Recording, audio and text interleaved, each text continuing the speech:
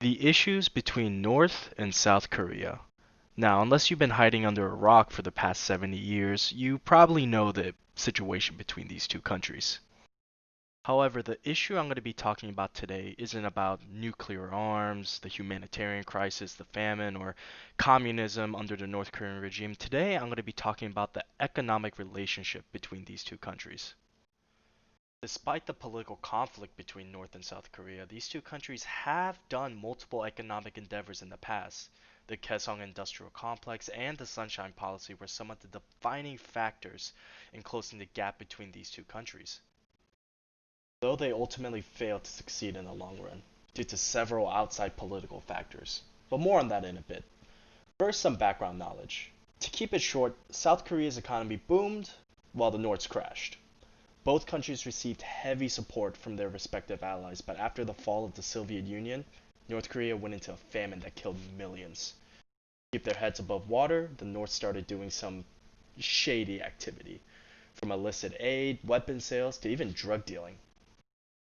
The aftermath of this ordeal? Well, imagine this. Let's say you have a car, and you want and need this car to work with you. But the tires are flat, the windows don't open, and there's a permanent check engine light on the dash at all times. Now, no matter how much you beg and pray, the car is not going to start. You're most likely going to do one of two things: spend way more money than it's worth to try to fix the car, or junk it. Well, North Korea is that car. After all of its shady activities, most countries didn't want anything to do with North Korea and stamped it as illegitimate. Well, that did not rest well with North Korea, and in order to stay relevant in East Asia, Tactical nuke incoming! in 2006, the first North Korean missile test was done, and would change the political landscape of East Asia forever. Now, I know I said this video wasn't going to be about the North Korean nuclear project, but bear with me, this will all make sense. Remember the Kaesong Industrial Complex, or KIC for short? I mentioned it before. Well, this commercial endeavor was one of the few lifelines North Korea had to remain legitimate in the eyes of the world. However, the problems began with that first nuclear missile test. Disclaimer, this is a very, and I stress, very simplified version of what transpired.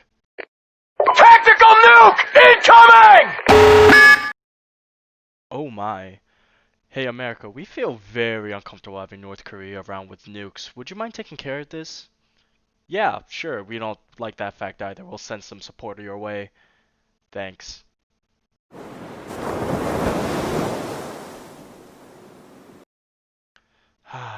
What a beautiful day.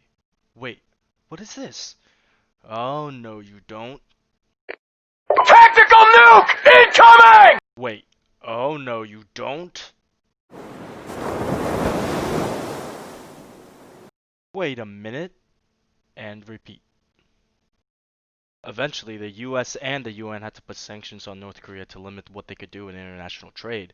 That forced North Korea to up its nuclear tests and continue doing illicit activities, which would then force the US and UN to put even more sanctions on North Korea. So this would just repeat itself.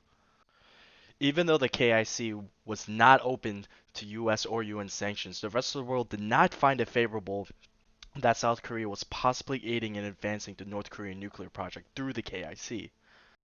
The pressure would come onto South Korea, and to protect its own interests and legitimacy, and to appease the US and the UN, they shut down the KIC in 2016. Now, the North Korean nuclear testing wasn't the only reason that the KIC failed, but undoubtedly was the biggest factor in contributing to South Korea's decision to shut down the KIC. But the question still remains, can North and South Korea ever rekindle their economic relationship?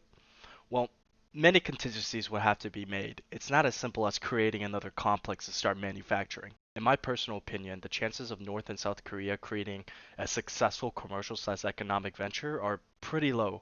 Based on the shortcomings of the KIC, a quadrilateral agreement would have to be made between North Korea, South Korea, America, and Japan, where specific ground rules are set that Japan and America cannot impede or influence inter-Korean economic deals. A arms/peace agreement between the two Koreas where North Korea would be held accountable for any defective actions or behaviors, a reduction in the US military presence in the Sea of Japan and the South China Sea, a nuclear agreement to limit the production of further nuclear warheads in North Korea, and a unicorn where on every 1st of December it comes to Korea to bless the land and grant good fortune upon the world. That last one was a lie, but it goes to show just how difficult a successful economic program would take to be fruitful under the current political landscape in East Asia. Though steady progress has been made since the KIC shutdown in 2016, the official end of the ceasefire was made in 2018. Talks of reopening the old KIC facility were held, and North Korea announced it would slow down its nuclear missile testing. There are still many more logistical, legal, and diplomatic frameworks that need to be made with all involved parties, but the road to a safer, more prosperous East Asia is not a pipe dream.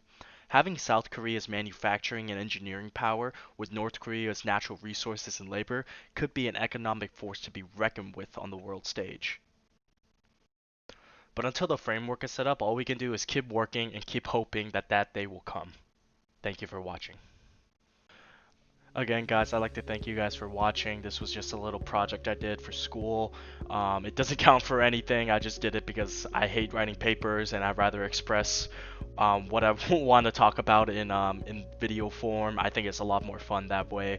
But take it easy on me. This was like my third time editing a video. But yeah, I hope you guys enjoyed and thank you for watching.